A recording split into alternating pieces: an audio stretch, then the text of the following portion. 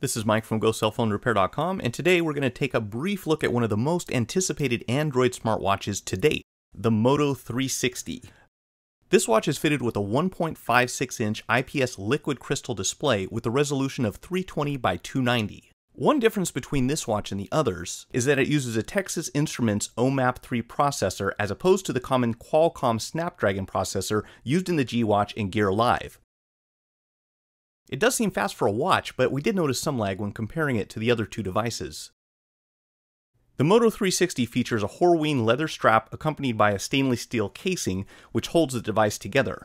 On the right side, you'll see the power button, which is used to access the settings when held and to activate the screen when pushed while in standby mode. On the left side, there's a visible port for its dual microphones. The watch is water resistant, uses Qi for wireless charging, has a pedometer and an optical heart rate sensor like the Galaxy S5 and Samsung Gear Live. For us, this watch was the most difficult of all three to put on due to the leather strap not moving enough to slide through the stainless steel clip. The LG G Watch was the easiest to put on, while the Gear Live was moderately easy. The Moto 360 may become easier to put on as the leather straps get broken in, but it is nice knowing that it is made from a higher quality material than the other watches, and it does not seem to have any plastic on its exterior whatsoever. It feels just like wearing a regular steel watch, but without all the weight. This design is one thing that makes the 360 different from the other devices. Clicking the watch will cause the screen to come on, and clicking it once again will initiate a Google search screen. Scrolling down from here will allow you to select different commands or to open up an application. Now on to some of the features that we liked about this watch. When facing away from you, it automatically turns the screen off, unlike the other smartwatches. When facing up, the screen lights up to the always-on position. When facing you, the screen comes on and allows you to use the OK Google command to operate the device. Another thing that makes the Moto 360 different is the fact that it has a light sensor which allows for auto brightness to adjust the display. This is that little black piece on the bottom of the screen which also makes the watch's face not completely round. This helps to make sure that it is not too bright or too dim for the user and helps preserve battery life. You may also notice that it is brighter than the Gear Live, and this is due to Motorola choosing an LCD instead of an AMOLED like the one used with the Samsung Gear Live. Here's a zoomed in shot showing the light sensor on the 360.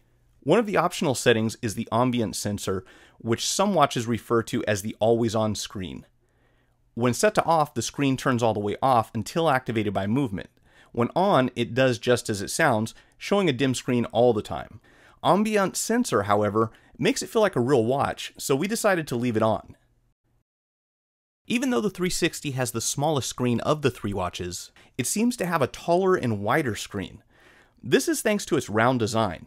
The screen on the Moto 360 is 1.56 inches, while the Samsung Gear Live is slightly larger at 1.63 inches. Another notable feature is the heart rate sensor. While not flawless, it has a few more functions than the Gear Live, the other of the three that includes this feature. The Motorola watch does have the more visually appealing app when compared to the Samsung device. Unlike Samsung's watch, the Moto 360 actually changes with your heart rate, while the Gear Live measures your heart rate and then stops.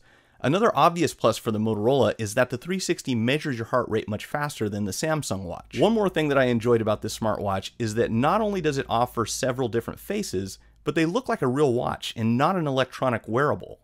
I did notice that Motorola put Moto on every single watch face they designed.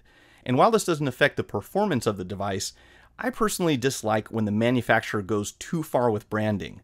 Obviously, we know that Motorola made the watch, and since only the wearer usually sees the face up close, this just seems like shameless overbranding. Now let's compare how the devices power up. Spoiler alert, the Moto 360 takes a lot longer to turn on.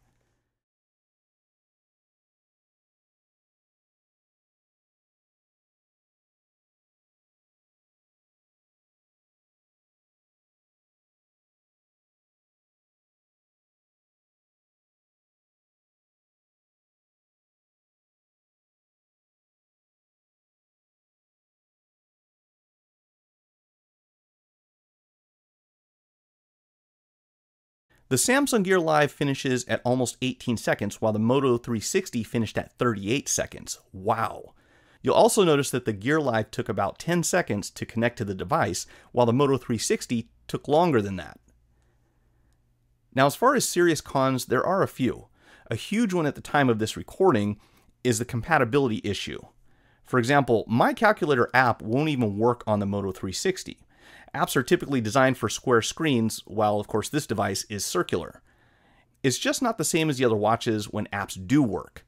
Here we compare a third-party app launcher on the Moto 360 and Gear Live, both with the same settings, just different areas to launch it. This ends with most apps either being cut off or completely unusable. You'll see how the launcher cuts off at the bottom rather than covering the whole screen. Hopefully it gets fixed sometime soon, but for now it's annoying at the very least.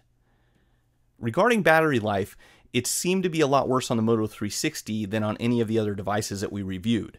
When documented, the Moto 360 drained 10% per hour with the screen on and 4% with the screen off.